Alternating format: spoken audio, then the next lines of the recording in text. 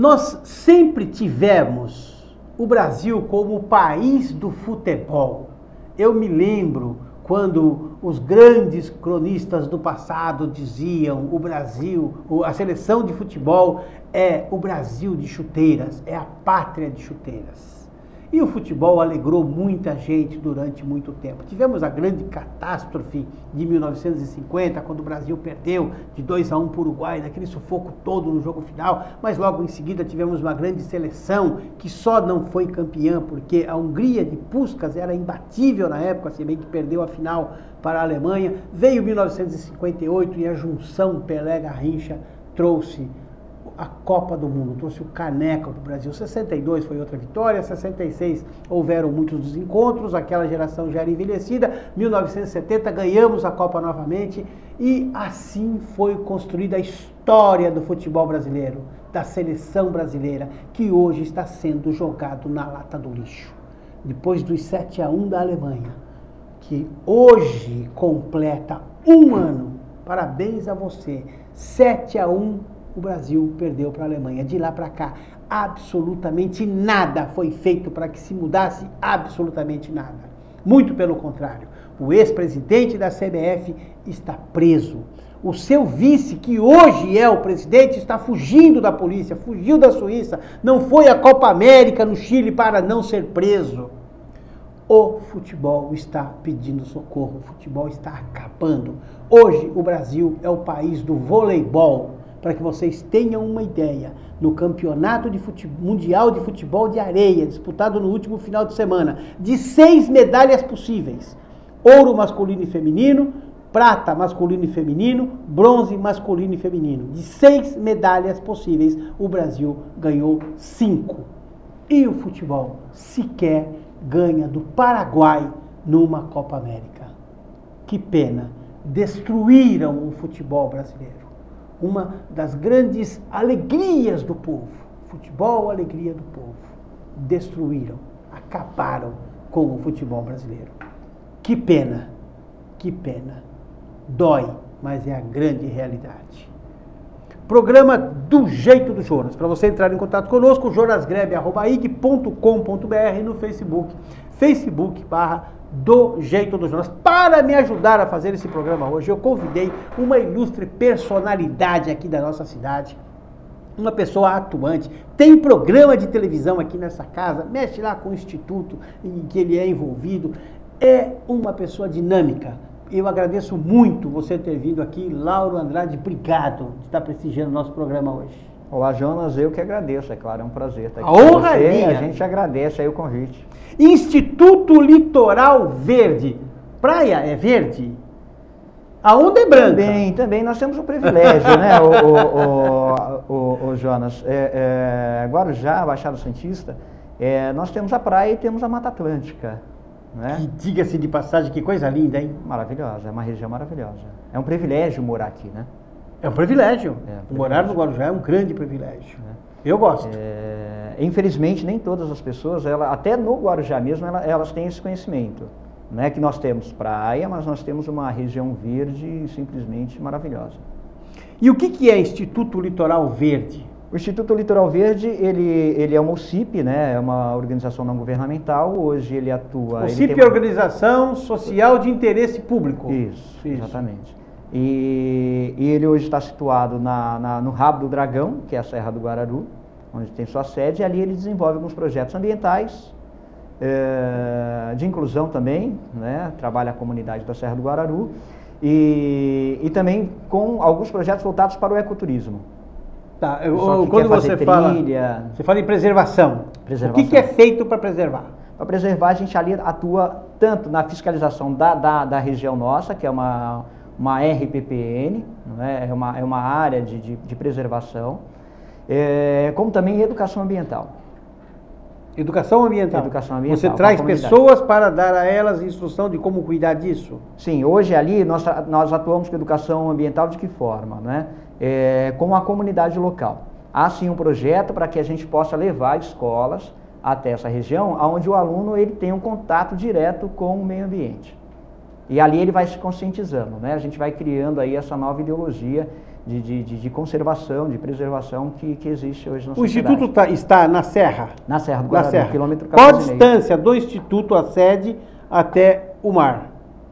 Ah, ali, olha, de um lado, a estrada Guarujá-Bertioga, você fala em mar, né? No lado esquerdo, logo É em frente o canal. ali, você já tem o canal. Que é água não salgada. Isso. Ele fica ali aos lados do condomínio. Então, quer dizer, você atravessou o morro, você tem a praia. É muito perto. Muito perto. Cheiro de mar. Sim, sem dúvida. E de onde vem essa ideia, esse trabalho? Conta a história direitinho pra gente. O Instituto Litoral Verde, ele foi fundado em 2006, né? Ele é uma área ambiental de São preservação. 11 anos. São 11 10 anos, anos, é. isso. O presidente é o Dr. Armando Conde, né? Ele tem essa visão ecológica, né? E educativa, pedagógica. Ele é um visionário no que diz respeito ao O social. Instituto Brasil Verdade é mantenedor? Também. O doutor Armando, ele preside dois institutos. O Instituto Brasil Verdade, que trabalha com educação para a cidadania, com educação política. E o Instituto Litoral Verde, que tem o foco na inclusão social e no meio ambiente. Nós estamos no Instituto Brasil Verdade oficialmente desde 2011. Quando foi agora, no final de 2014, ele achou por bem unificar a gestão dos institutos, não os institutos em si, cada um continua fazendo o seu trabalho paralelamente, porém a gestão única. Então há o gestor, né, e há uma única diretoria também.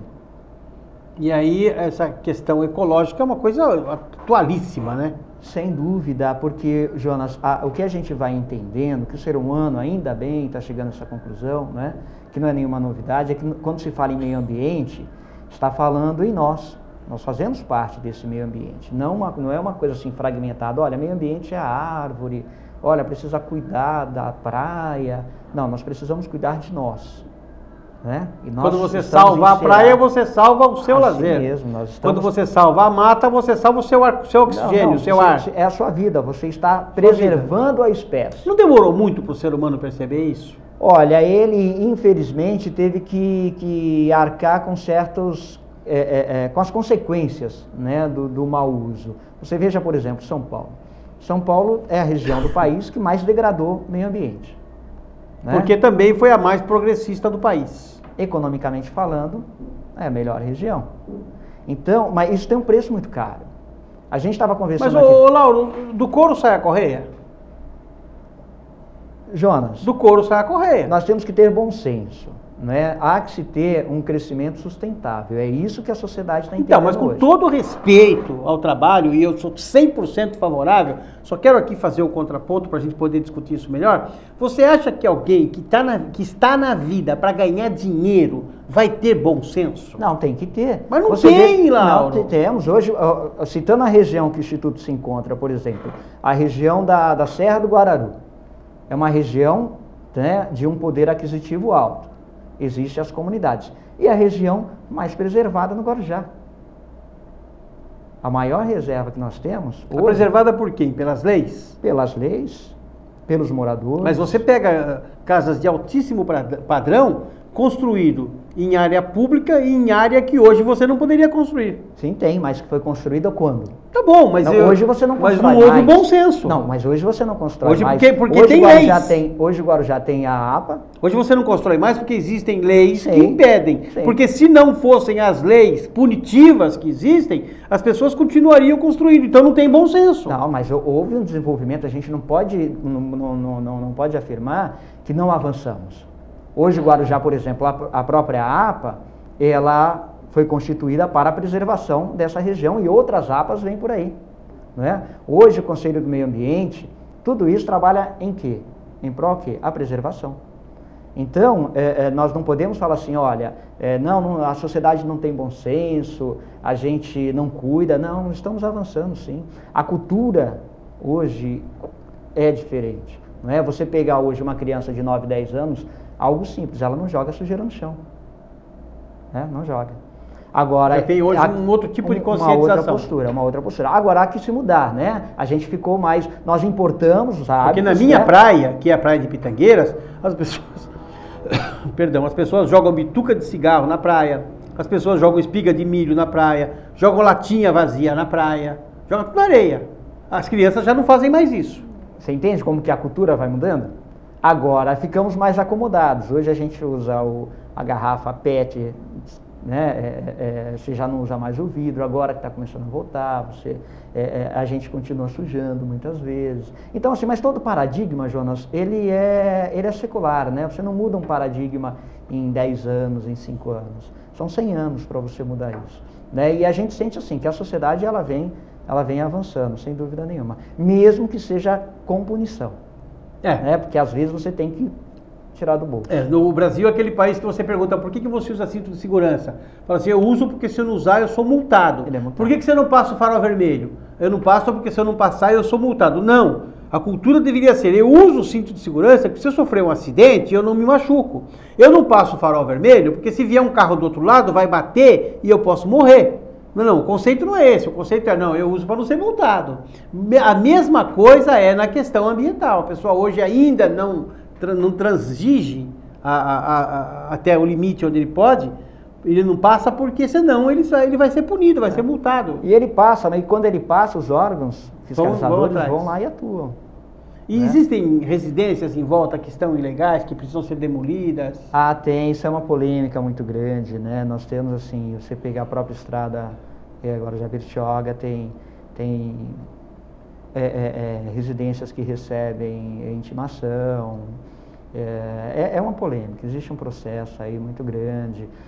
Muitos dizem que, né, moram lá 20, 30 anos, são caixados. E não é verdade, às vezes? Não, às vezes sim, às vezes é verdade. Às vezes é verdade. Então é uma questão jurídica, não é? Mas o trabalho do Instituto é o quê? É a conscientização da comunidade em si e também a inclusão, por exemplo. Mas ali, naquele local, vocês não interferem, por exemplo, em outro lugar? Não, hoje o nosso foco é aquela região, né? É o Rabo do Dragão. Mora quantas pessoas ali, Laudo? Eu não tenho essa informação precisa para te dar, não tenho. Mas é muita gente? Tem bastante gente. São famílias? São famílias. Né? Famílias constituídas, que estão ali há bastante tempo. Sim, há bastante tempo, são pescadores. E o Instituto traz essas pessoas para palestras, para conversas, para brincadeiras? Hoje, como é que nós estamos fazendo? Nós envolvemos a comunidade com capoeira, oficina de capoeira, com oficina de ninjutsu, que mais? Com acampismo, onde a criança vai lá, vai brincar na terra, vai aprender a lidar com a natureza em si, a acampar. Que mais de oficina? Nós já tem teatro. Então você começa a envolver a comunidade. Você faz um trabalho o quê? Todos os dias, fim de semana? Não, são todos os dias. Todos os dias? Todos os dias. Cada dia tem oficina diferente. Segunda e quarta tem capoeira, domingo tem ninjutsu. O ano todo? O ano todo. No sábado tem recreação. Agora nós começamos esses projetos, porque eu assumi o Instituto, na realidade, de novembro para dezembro. Tá. Esses projetos nós começamos agora, tem 2 meses. Tá. É recente. Mas a visão é a longo prazo. E só aumentar também. Sim. Tá legal. Nós vamos a um breve intervalo comercial. Daqui a pouquinho nós voltamos. Eu quero falar para você de inovar ideias. Inovar ideias é um jeito diferente de você enfrentar a vida através da oratória e da postura. Você que tem necessidade ou que gosta de falar em público, que de repente tem que falar para um grupo de amigos, para uma igreja, falar num sindicato, falar numa reunião política, numa reunião de família, e você tem dificuldades, você começa a tremer, começa a transpirar, a voz começa a ficar ofegante, você precisa treinar oratória e postura. O professor Rubens Marcon ministra um curso de oratória e postura através do Instituto Inovar Ideias, www.inovarideias.com, ou você pode agendar uma consulta sem nenhum compromisso pelo telefone 98161 1121. Inovar Ideias. Vamos a um breve intervalo, daqui a pouquinho nós voltamos do jeito do Jonas.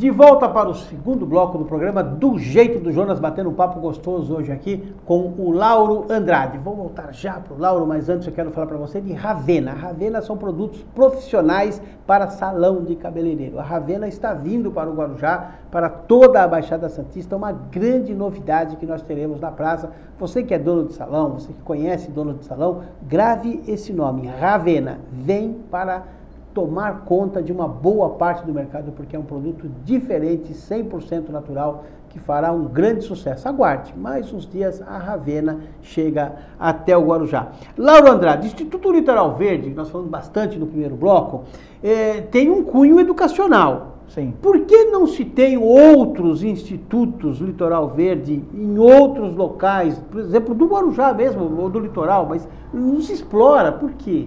Você diz da entidade? Não só a entidade, outras entidades não exploram. Jonas, tem. Voltados para o meio ambiente, você tem, por exemplo, o Gremar faz um trabalho muito bacana, que é voltado, tem um foco, né, no meio ambiente. Você tem o Instituto ISA, também, que é voltado para o meio ambiente. Você tem, hoje no Guarujá, a Agenda 21, que faz um trabalho também, não pode negar, tem o foco no meio ambiente. O que falta é que a sociedade civil organizada participe, ou que a sociedade civil se organize a participar. Não é? Então, assim, falta um pouco de divulgação? Nós temos mais de 50 entidades no Guarujá. Falta um pouco de divulgação? Talvez um pouco de marketing, um pouco de comunicação, sim. Principalmente do poder público. Mas quando você fala assim, é interessante falar, essa sua pergunta é uma pergunta, né, bacana, porque assim, a gente fala assim, falta entidades, falta espaço ou falta participação social? Não é? Então, assim, a gente estava falando no bloco anterior sobre cultura, não é? A nossa cultura participativa, ela é muito frágil. As pessoas em todos os segmentos, né? Você observa assim um bairro, você for no bairro, a pessoa reclama que tem um buraco na rua. Faz um fórum naquele bairro, a pessoa não participa. Vai no conselho, não participa. A pessoa vai no hospital, não tem médico, não tem pediatra, ninguém mal sabe o que é um conselho de saúde. Mal participa do Conselho de Saúde. Então a gente fica muitas vezes na reclamação boato, naquela reclamação fofoca. Um reclama para o outro, o vizinho reclama para o outro. Quem conta um conto aumenta, sabe, um ponto, o negócio começa a aumentar. Não participa. Não falta participação popular em tudo? Extremamente. Falta? Extremamente. As pessoas não se interessam? As pessoas têm, de repente, falta de incentivo à participação, ou é a necessidade também de mudar a cultura, criar uma cultura mais participativa. A gente tem outras cidades onde a população participa mais, talvez pelo nível de conhecimento ou de provocação. Isso está ligado à educação? Sem dúvida, sem dúvida. Nós temos uma educação passiva. Não é? Historicamente, a educação brasileira é passiva. Basta você ver a forma que as cadeirinhas e as carteiras estão ali concentradas em sala de aula. Um atrás do outro, bonitinho, a criança não levanta, olha para a cabecinha do outro. Quem criou essa escola, lousa, carteira, giz, professor... Saliva. Quem inventou isso foi Calvino. João Calvino, no século XVI, em Genebra.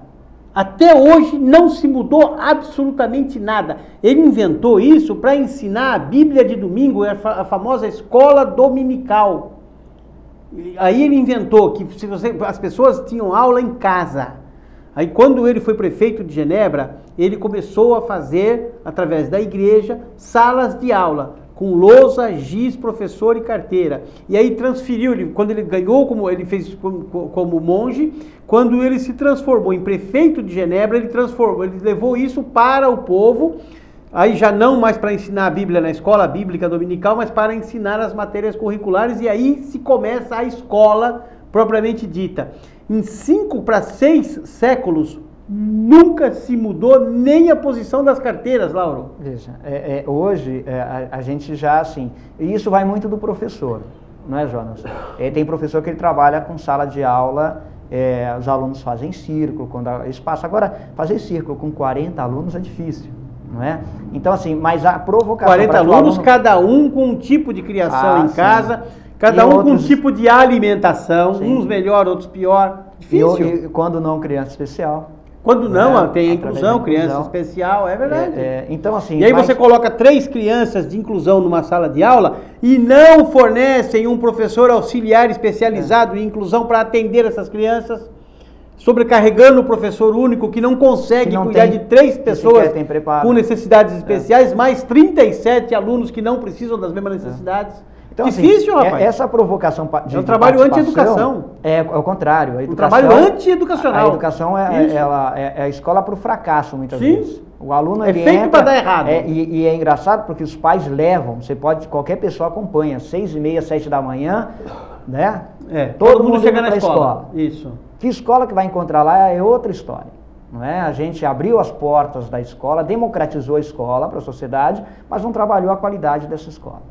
Então, se antes você tinha 20 alunos, hoje você tem 40. Coisa triste, e com hein? uma qualidade ruim, o professor mal pago, mal preparado.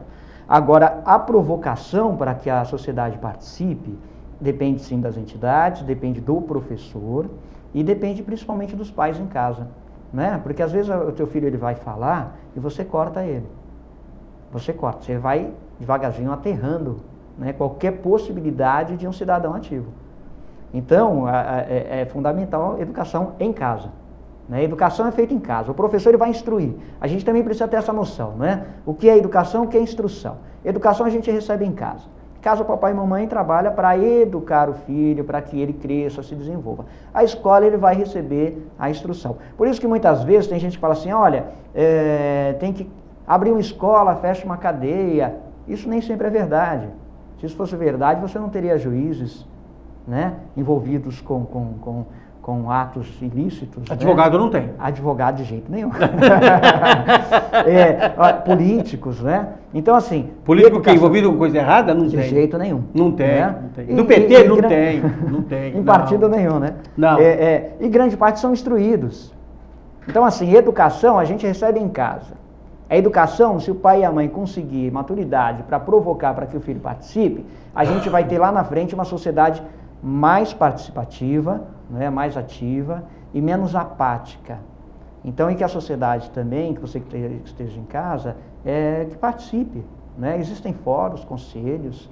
Né? E aí essa educação no meio ambiente, ela funciona do mesmo jeito. Se não há educação, se não há o ensinamento, não vai cuidar do meio ambiente. Não tem preservação, né? Até porque o sujeito, ele não se sente, ele não tem um sentimento de pertencimento. De responsabilidade. Muito menos. Não Depende tem. do outro. Né? Joga a latinha na areia e ainda fala assim, isso aí é bom para ajudar o catador, ele vai passar, vai pegar. Né? Mas e o pra sabugo ver se do ajuda. milho? Ele pega também. Não é bem assim, né? Mas isso não é uma questão somente de instrução, é uma questão de educação. De educação. De se ensinar em casa.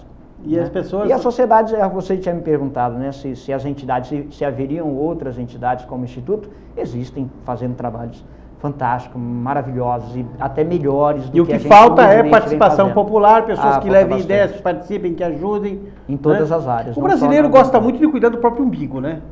Em O casa ser tá humano, tudo bem, né? O em ser casa tá humano. tudo bem, vou me envolver por quê ou não tem isso? Não, só tem isso. É a sociedade do eu, né? É a sociedade do eu. Eu estou bem, tá tudo certo. Você fala com a pessoa, ela não está pensando no que você está falando, ela já está pensando no que ela vai responder para você, não é assim?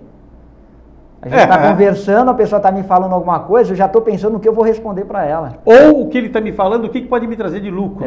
Você fala para a pessoa assim, olha, eu acordei com dor de cabeça. Ela fala assim, nossa, eu tenho um tumor no cérebro. Não é assim? Eu estou com a gripe, nossa, mas eu estou pior. Sempre o eu, né? É a sociedade do eu. A sociedade Ela fala assim, individual. rapaz, eu estou com uma úlcera. Eu falo assim, a sua sangra. Não é assim? A minha sangra, a sua sangra. É a sociedade, essa sociedade individual.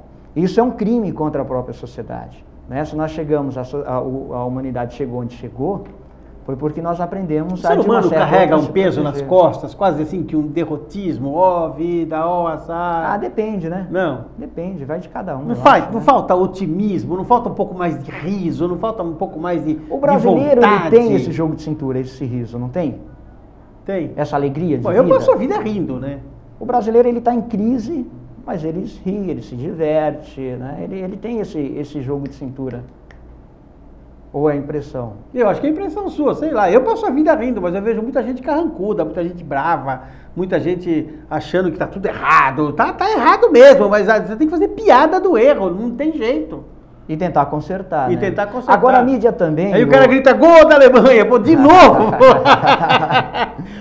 Hoje faz um ano que o Brasil não toma gol da Alemanha, você sabia? Faz um ano hoje. O Brasil não toma gol da Alemanha, nunca mais jogou.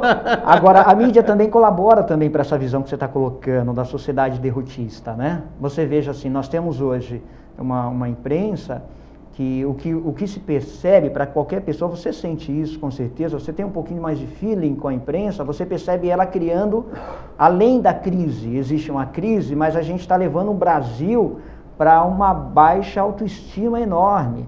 Lá fora é melhor, a Alemanha é melhor, os Estados Unidos é melhor. Nós termos perdido para a Alemanha não é nada, não é nada.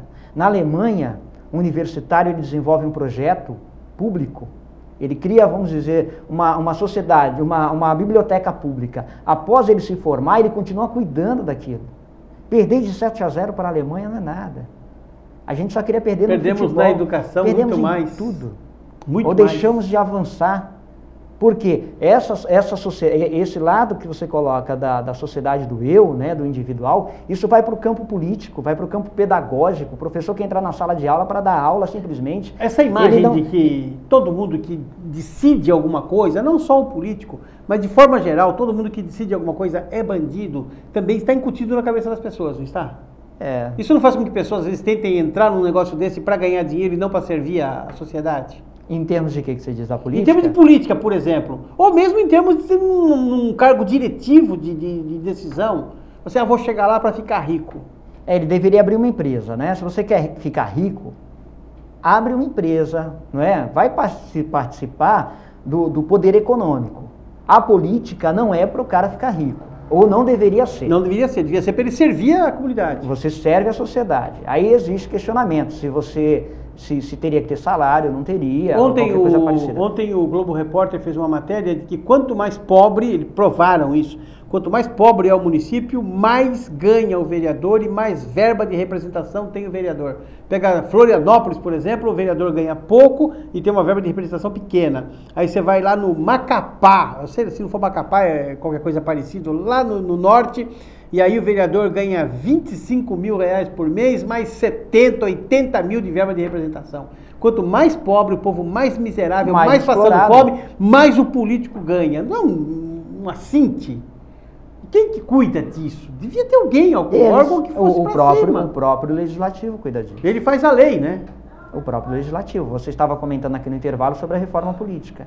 Qual reforma política que foi aprovada? A deles.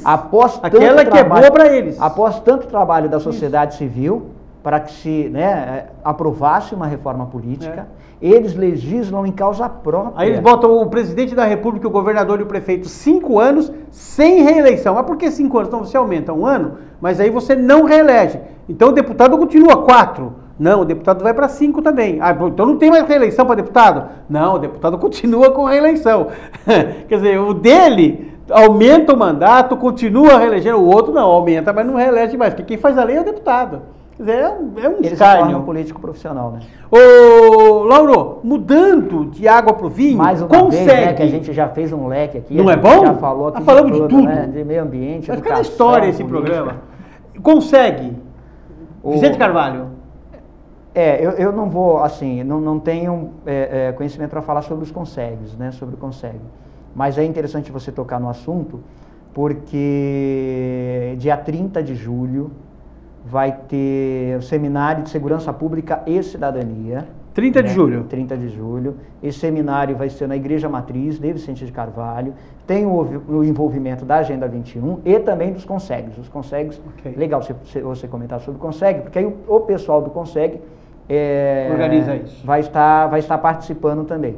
Então a igreja, o que ela tem o fórum a Igreja de Matriz de Vicente Carvalho. Vicente Carvalho, que é a Igreja Nossa Senhora das Graças. O Fórum de Cidadania, que é um fórum pertencente, né, à igreja, apesar de ser um fórum ecumênico, ele pertence à igreja. Ele provocou, né, a realização de um seminário sobre segurança pública, mas um seminário não para a gente falar o seguinte... Envolva a sociedade, mas não um seminário para a gente falar o seguinte, olha, precisamos de mais viatura, mais cadeia, mais presídio, né? Não um seminário para falar, olha, mais um foi morto na esquina, isso tudo a gente já sabe, mas um seminário propositivo. quais são as ações para que a gente possa ter uma cidade mais, com maior qualidade de vida para todos. Porque às vezes quando a gente fala de segurança pública, a gente fala assim, olha, tem que ter cadeia. Não, a gente tem que ter mais educação, não teria. mais instrução. Se tivesse mais educação, não teria, teria muito menos cadeia, claro. Lauro Andrade, uma honra recebê-lo aqui. Você tem 30 segundos para falar tchau. Eu queria agradecer a participação. É minha. Eu que agradeço aqui no seu programa. A gente tem um carinho muito grande pelo Jonas, né? Que já faz tempo aí que está nos meios de comunicação. Então a gente agradece aqui a participação e um abraço, é claro, a todo o pessoal que assiste a você. Muito bom, muito obrigado, muito gostoso. Espero poder trazê-lo mais vezes aqui, porque realmente vale a pena. Que Deus te abençoe e te guarde, que faça resplandecer o seu rosto sobre ti e te dê a paz.